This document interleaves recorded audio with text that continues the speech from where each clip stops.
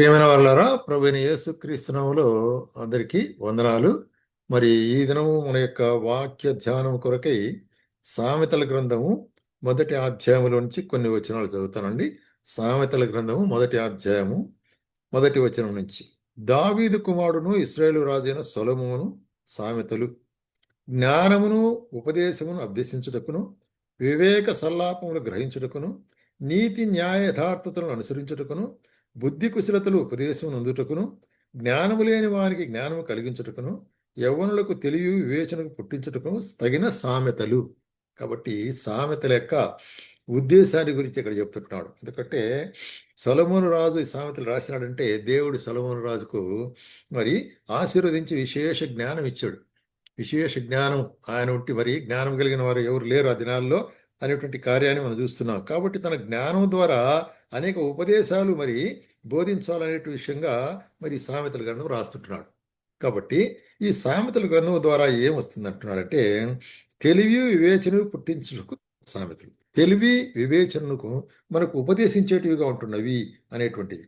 ఎందుకంటే మరి బుద్ధి లేని వారికి బుద్ధిని అనుగ్రహించుటకు ప్రుడెన్సీ.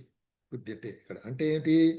సరైనటువంటి జ్ఞానము అనేటువంటిది అంటే ప్రుడెన్సీ అని కూడా చెప్పచ్చు. అంటే అది ఏ విషయము ఏ విధంగా సరైన విధంగా దాన్ని ఉపయోగించాలనేటువంటిది. లేకపోతే మరి చూసినట్లయితే ఏదైనా ఒక విషయము మరి ఉపయోగించేటప్పుడు అది ఏ విధంగా మరి పొదుపుగా ఉపయోగించాలనేటువంటి దాన్ని మనకు చెప్పడం. అంటే జ్ఞానయుక్తముగా ఉపయోగించబోట ప్రుడెన్స్ అంటే జ్ఞానం కలిగిండుట. జ్ఞానం లేని వానికి బుద్ధి కలిగించుటకు అంటున్నాడు. ఉదాహరణకు కొన్ని విషయాలు మనకు ఇక్కడ మరి సామెతల గ్రంథంలో బోధిస్తుంటున్నాడు. 12వ అధ్యాయము రైట్ సామెతల గ్రంథము 12వ అధ్యాయము 16వ వచనంలో ఒక మాట చూస్తుంటున్నాం. ఇక్కడ మనం గమనించినట్లయితే మూఢుడు కోపపడినది నిమిషంలోనే బయలుపడును, వివేకి నిందని వెల్లడిపరచక యూరకుండును. వివేకి నిందను వెల్లడిపరచక ఊరకుండును అంటే అర్థం ఏంటి?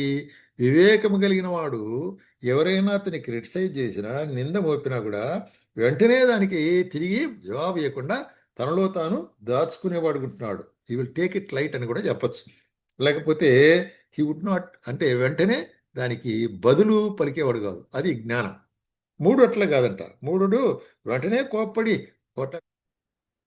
బట్టి వివేకము కలిగి ఉంటానేటువంటి చాలా ప్రాముఖ్యమైనది. రెండవది మనం 23వ వచనంలో చూస్తున్నాం. అదే అధ్యాయము 23వ వచనంలో ఏమంటాడు? వివేకి తన విద్యను దాచిపెట్టును, అవివేక హృదయులు తమ మూఢత్వమును వెల్లేరిపరచురు. వివేకి తన విద్యను దాచిపెట్టును అనేటువంటి కార్యం. ఎందుకంటే చూసినట్లయితే తన యొక్క విద్యను తన జ్ఞానాన్ని మరి దాచిపెట్టేవాడు ఉంటున్నాడు. కాబట్టి అతను బదులు చెప్పేటప్పుడు చాలా కేర్ఫుల్గా జాగ్రత్తగా బదులు చెప్పేవాడు ఉంటాడు అనమాట. అంతే జ్ఞానయుక్తమైనటువంటి బదులు మాట్లాడేటప్పుడు జ్ఞానయుక్తమైనటువంటి బదులు చెప్పేవాడు ఉంటున్నాడు. అటువంటి కార్యాన్ని వివేకము గలవాడు అంటాడనమాట. అయితే అవివేకి మూఢత్వం ఏదో ఒకటి మాట్లాడేసి తన మూఢత్వాన్ని బయలుపరుచుకుంటాడు. కాబట్టి వివేకము కలిగి ఉంటా అవసరము అనేటువంటి కార్యాన్ని.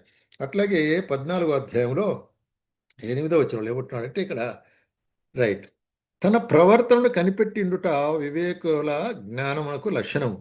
మోసకృత్యములే బుద్ధిహీనులు కనపరచు మూఢత్వం.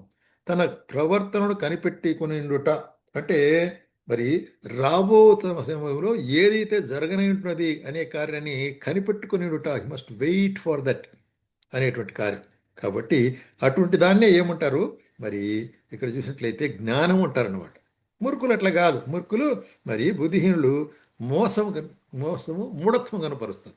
అంటే స్టబ్బర్నెస్ మూఢత్వం అనేటువంటిది. అట్లాగే మరి అదే అధ్యాయం 15వ వచనంలో ఏమంటున్నాడంటే జ్ఞానం లేనివాడు ప్రతి మాట నమ్మును, వివేకి అయిన వాడు తన నడతను బాగుగా కనిపెట్టును.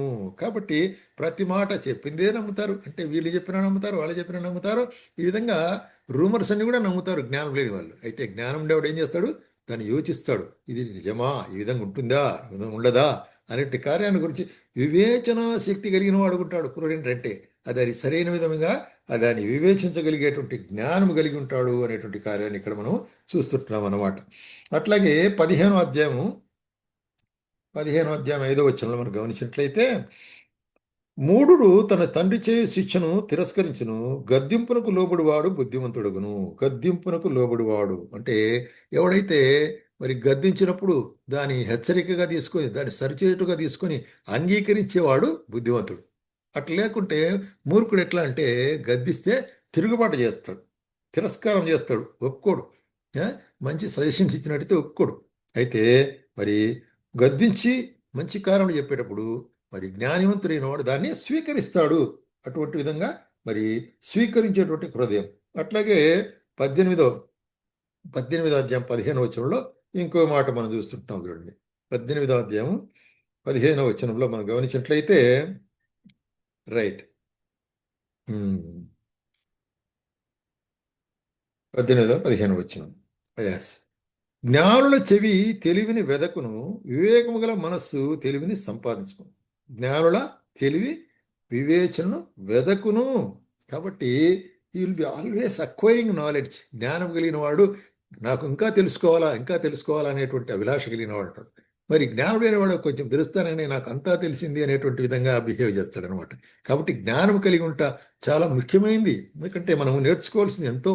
ఎందుకంటే మరి గొప్ప గొప్ప వాళ్ళు కూడా చెప్పినారు, నా జీవితకాలంతో నేను నేర్చుకున్నా ఇంకా నేర్చుకోవాల్సింది అనేకం ఉంటుంది అంటాడు. అందుకొరకే వివేకం గల మనసు తెలివిని సంపాదించుకుని ఎక్కడెక్కడ తెలివి ఉంది, ఎక్కడెక్కడ జ్ఞానం ఉంది, ఎక్కడెక్కడ శ్రేష్టమైన కార్యం ఉందని మరి సంపాదించుకునేటువంటి వాడు. ఎందుకంటే వెండి బంగారముల కంటే జ్ఞానము శ్రేష్టమైంది అంటాడు పరిశుద్ధ గ్రంథంలో మనం చూసినట్లయితే. కాబట్టి మరి జ్ఞానం సంపాదించుకున్నట. అట్లాగే 22వ అధ్యాయము 3వ వచనములో 22వ అధ్యాయం 3వ వచనంలో బుద్ధిమంతుడు అపాయం వచ్చుట చూచి దాగును, జ్ఞానము లేనివాడు యోచింపక ఆపదలో పడును. బుద్ధిమంతుడు అపాయము వచ్చే చూసి దాక్కుంటాడు. దానికి ఒక ఉపాయం ఉంది, ఎరిగిన వాడు ఉంటాడు బుద్ధిమంతుడైతే. బుద్ధి లేని వాడు పోయి అపాయంలో నేరుగా పడిపోతాడు. ఉం? మరి సిగ్గు అవమానం కలుగుతుంది. అయితే జ్ఞానవంతుడు ఎట్లాగుంటాడంట మరి చాలా జాగ్రత్తగా ఉంటాడు. అదే 27వ అధ్యాయంలో కూడా చెప్తాడు చూడండి. బుద్ధిమంతుడు అపాయం వచ్చుడు చూచి దాగును, జ్ఞాన వివేకములే జ్ఞానులు జ్ఞానము లేని వారు యోచింపక ఆపదలో పడుదురు. కాబట్టి ఆపద వస్తుందంటే దాన్ని జాగ్రత్త తీసుకునే వాళ్ళు ఉంటారు బుద్ధిమంతుడు. బుద్ధిమంతుడు ఆపదలో జాగ్రత్తగా ఉండవలసిన. అయితే బుద్ధిహీనులు తెలియకపోయి ఆపదలో పడతారు, కావాలని పోయి ఆపదలో పడతారు. అందుకొరకే మనము ఇటువంటి వివేకము కలిగి ఉండాలంటే ఆ విధంగా మరి ఆపద వచ్చినప్పుడు మనం భద్రపరచబడాలంటే అదే 18వ అధ్యాయం 10వ వచనంలో ఒక మాట చెప్తాడు. యెహోవా నామము బలమైన దుర్గము, నీతిమంతుడు అందులోనికి పరిగెత్తి సురక్షితముగా ఉండును. కాబట్టి యెహోవా నామం, దేవుని యొక్క సన్నిధి, దేవుని యొక్క కృప, దేవుని యొక్క దయ అది భద్రమైన కోట మాదిరిగా ఉంటుంది. ఆయన కృపలో ఆయన దయలో మనం దాక్కుంటే, ఆయన కృపలో మనం నిలిచి ఉంటే అది మనల్ని భద్రపరిచేదిగా ఉంటున్నది. కాబట్టి వివేకం కలిగిన వాడు ఏం చేస్తాడు మరి చూసినట్లయితే ఆ విధంగా ఆయన దయను వెదికేవాడుకుంటున్నాడు. యెహోవా సన్నిధిని వెదికేవాడుకుంటున్నాడు. దేవుని యొక్క మాటలను వెదికేవాడుకుంటున్నాడు. దేవుని యొక్క సన్నిధిని ఆలోచనలను వెదికేవాడుగా ఉంటున్నాడు అన్నమాట. కాబట్టి ప్రేమ సోదర సోదరి మన జీవితంలో కూడా ఈ యొక్క సామెతలన్నీ కూడా మనం చదివినట్లయితే 31 అధ్యాయాలు ఉంటున్నది.